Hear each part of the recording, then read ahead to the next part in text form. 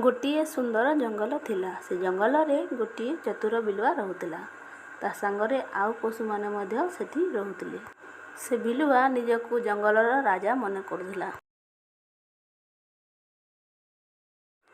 ବିଲୁଆର ହଇରାଣ କରିବା ଦେଖି ସବୁ ପଶୁମାନେ ଏକାଠି ବସି ଗୋଟିଏ ଉପାୟ ପାଞ୍ଚିଲେ ଓ ବିଲୁଆକୁ ପାନେ ଦେବା ବୋଲି ସମସ୍ତେ ଉପାୟ ପାଞ୍ଚିଲେ। ସେଥିମଧ୍ୟରୁ ଠେକୁଆ ଛିଡ଼ା ହୋଇ କହିଲା, ମୁଁ ଯିବି ତା ପାଖକୁ, ଆଜି ଭଲକେ ପାଣି ଦେବି। ତାପରେ ଠେକୁଆ ଚାଲିଗଲା ବିଲୁଆ ପାଖକୁ। ବିଲୁଆ ପାଖକୁ ଯାଇ କହିଲା, ବିଲୁଆ ଭାଇ, ଆମ ଜଙ୍ଗଲ ରାଜା ଆଉ କି ହବାକୁ ବସିଲାଣି, ତୁମେ ଏଠି କ'ଣ କରୁଛ? ତାପରେ ବିଲୁଆ ରାଗରେ କହିଲା, କିଏ ସେ କହ, କିଏ ସେ? ତାକୁ ମୁଁ ମାରି ପକେଇବି ଆଜି। ତାପରେ ଠେକୁଆ କହିଲା, ମୋ ସାଥିରେ ଚାଲ ବିଲୁଆ ଭାଇ, ତୁମକୁ ମୁଁ ତାକୁ ଦେଖେଇଦେବି। ବିଲୁଆ ରାଗରେ କହିଲା, ଚାଲ ଯିବା ଚାଲ, କୋଉଠି ଲୁଚିଛି ସେ? ତାପରେ ଠେକୁଆ କହିଲା, ସେ କୂଅ ଭିତରେ ଲୁକିଛି ବିଲୁଆ ଭାଇ, ତୁମେ ଟିକେ କୂଅ ଭିତରକୁ ଦେଖ। ତାପରେ ବିଲୁଆ କୂଅ ଭିତରକୁ ଚାହିଁଲା। ଆରେ ସତେ ତ, ସେ ଲୁଚିଛି, ସେ ମୋ ପରି ଦେଖାଯାଉଛି।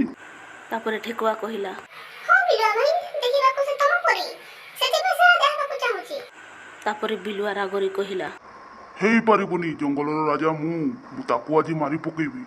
ତାପରେ ଠେକୁଆ କହିଲା ଧୀରେ ଧୀରେ, କୂଅକୁ ଡେଇଁ ପଡ଼ ଠେକୁଆ ଭାଇ, ଆଉ ତା ସହିତ ଯୁଦ୍ଧ କରିକି ତୁମେ ଜିତି ଯାଅ, ଆମ ଜଙ୍ଗଲର ରାଜା ତୁମେ ଏକା।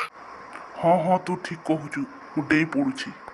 ତା ସହିତ ଯୁଦ୍ଧ କରିକି ଜିତିକି ଆସିବି, ଆଉ ଜଙ୍ଗଲର ରାଜା ମୁଁ ହେବି। ଏତିକି କହି ବିଲୁଆ କୂଅକୁ ଡେଇଁ ପଡ଼ିଲା, ଆଉ ସେ ପାଣିରେ ଛଟପଟ ହେଇ ମରିଗଲା।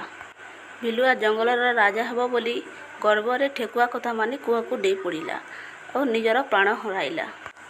କୂଅରେ ନିଜର ପ୍ରତିବିମ୍ବକୁ ଦେଖି ସେ କୂଅକୁ ଡେଇଁ ପଡ଼ି ମରିଗଲା। ସେଥିପାଇଁ ଅଧିକ ଗର୍ବ କରିବା ଭଲ ନୁହଁ, ନିଜକୁ ଅତି ବୁଦ୍ଧିଆ ଭାବିବା ବି ଭଲ ନୁହଁ। ପିଲାମାନେ, ଏଥିରୁ ଆମେ କ'ଣ ଶିଖିଲେ? ବିଲୁଆ ତା ଗର୍ବ ପାଇଁ ପ୍ରାଣ ହରାଇଲା।